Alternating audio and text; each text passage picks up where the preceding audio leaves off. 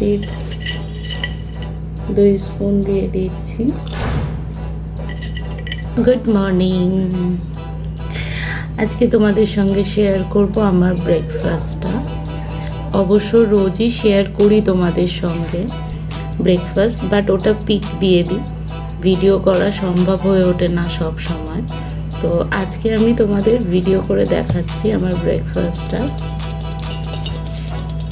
একটা গ্লাস নিয়ে নিয়েছি, এবার এর মধ্যে মেশাবো হচ্ছে আমি টক দই। আজকে তো মঙ্গলবার, আমি ডিম খাবো না। অন্যান্য দিন আমার থাকে ডিম সিদ্ধ থাকে, তারপরেতে তোমার পনির শর্টে করা থাকে, তারপরেতে ব্রেড বাটার টোস্ট থাকে, ফল থাকে। বাট আজকে বাড়িতে ফল নেই, আর তার উপরে আজকে মঙ্গলবার, ডিম খাবো না। তো এতটা মতো দই নিয়ে নিয়েছি, আর এর সঙ্গে দইটাকে প্রথমে ভালো করে একটু ফেটিয়ে নেব।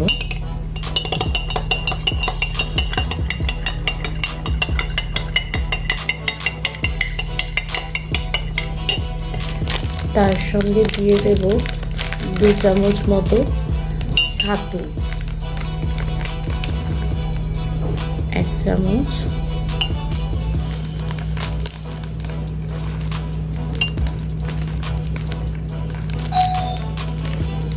বাইরেই পড়ে গেল একটুখানি,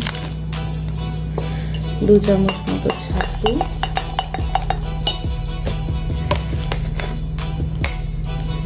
জল দেব,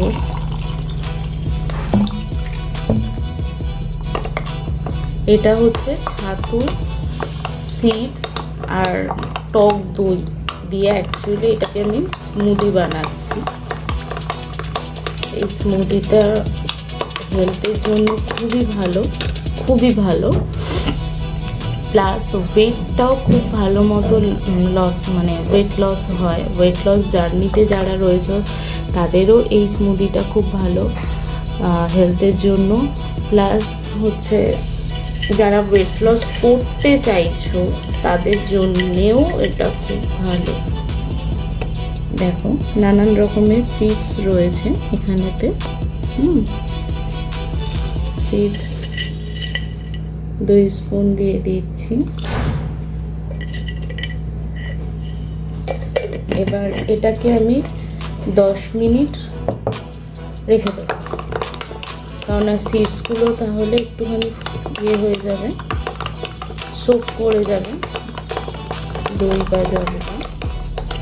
দেখো এরকম থিকনেস হবে।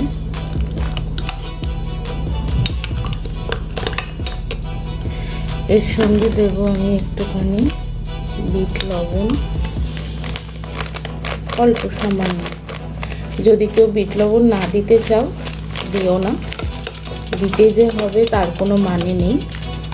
আর আমি এর সঙ্গে সুগার নিই না, বাট কেউ যদি চাও যে এরকম টক দইয়ের সঙ্গে খেতে পারছো না, তারা সুগার নিতে চাইছো, বাট আমি বলবো চিনির জায়গায় যে জাগরিগুলো পাওয়া যায়, মানে গুড় যেটা রয়েছে সেই গুড়টা দাও, তাতে শরীরের ক্ষতিটা কম হবে। কারণ চিনি খাওয়া তো আমাদের শরীরের জন্য ভালো না, ওটাতে কম হবে। তো চলো ব্রেকফাস্টটা করে নিই। আর কে কী ব্রেকফাস্ট করছো আজকে সবাই কমেন্টে জানিও, ঠিক আছে? চলো টাটা।